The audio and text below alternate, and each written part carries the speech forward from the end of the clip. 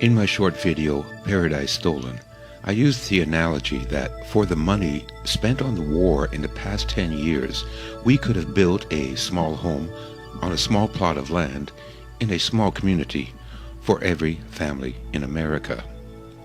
A common argument against this idea is that there just isn't enough room in all of America to provide people with decent homes in decent communities.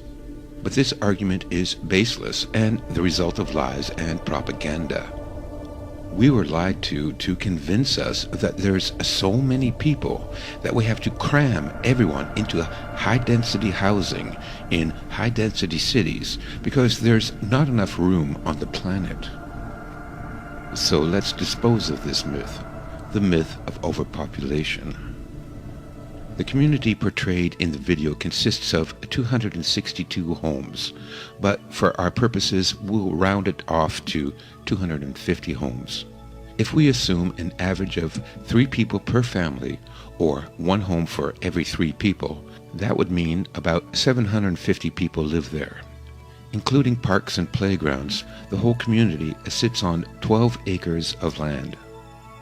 Now let's take the US population of 320 million and divide them into communities of 750 people each, which gives us 426,666 villages. Each village sits on 12 acres, so multiply that by 12, equals 5,119,992 acres. Convert acres to square miles and we have just under 8,000 square miles. That means we could fit everyone in America in a 1-story home with a front yard and a backyard, with plenty of parks and playgrounds and waterways for every 750 people, and it would all fit easily on the available landmass of the state of New Hampshire, and still have 1,000 square miles to spare.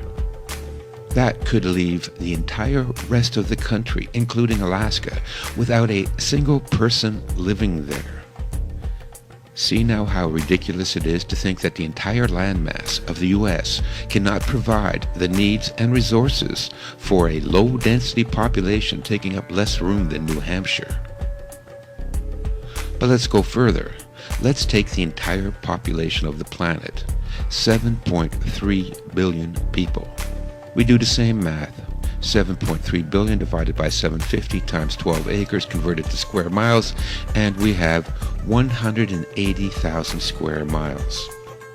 That means we could fit everyone in the world, every American, Canadian, Australian, Mexican, European, Russian, Muslim, African, Hindu, Chinese, Japanese, Indonesian, and all of South America, in a 1-story home with a front yard and a backyard with plenty of parks and playgrounds and waterways for every 750 people, and the entire world population could all fit easily on less than 75% of the available landmass of the state of Texas, and still have 80,000 square miles of Texas to spare. I think we can all agree there are too many people in the world and we really should limit our reproduction. But too many people is not the reason that half the population of the world has to live in hunger and squalor and the rest of us lives of desperation and alienation. So why are we being herded into these high-density megacities? We've already shown that it's not efficient, and we know that there's plenty of room for everyone. Well, the answer is that a few dozen psychopaths want us to tear each other to pieces so that we won't unite against our slave masters. We are part of a giant laboratory experiment, and each of us is just an expendable little white lab mouse. Don't believe me? Well, don't take my word for it. Let's go back 50 years and take a look at some experiments by a Dr. John Calhoun called Mouse Utopia. The work of Dr. John Calhoun at the National Institute of Health in Washington, D.C. has attempted to answer this question. In a unique experiment that took years to complete, Dr. Calhoun used white mice to study population growth and its effects on individual behavior. In this 16-cell mouse habitat, utopian conditions of nutrition, comfort, and housing were provided for a potential population of over 3,000 mice. Yet, in spite of ideal conditions, the mouse population met with catastrophe. The population of the mice doubled every 60 days. This was called the exploit period. The third period, consisting of 300 days, found the population of mice leveling off. This was called the equilibrium period. Dr. Calhoun noticed that the newer generations of young were inhibited, since most space was already socially defined. At this time, some unusual behavior became noticeable. Violence became prevalent. Excess males strived for acceptance, were rejected, and withdrew. Huddling together, they would exhibit brief flurries of violence among themselves. Other young mice growing into adulthood exhibited an even different type of behavior. Dr. Calhoun called these individuals the beautiful ones. Their time was devoted solely to grooming, eating, and sleeping. They never involved themselves with others, engaged in sex, nor would they fight.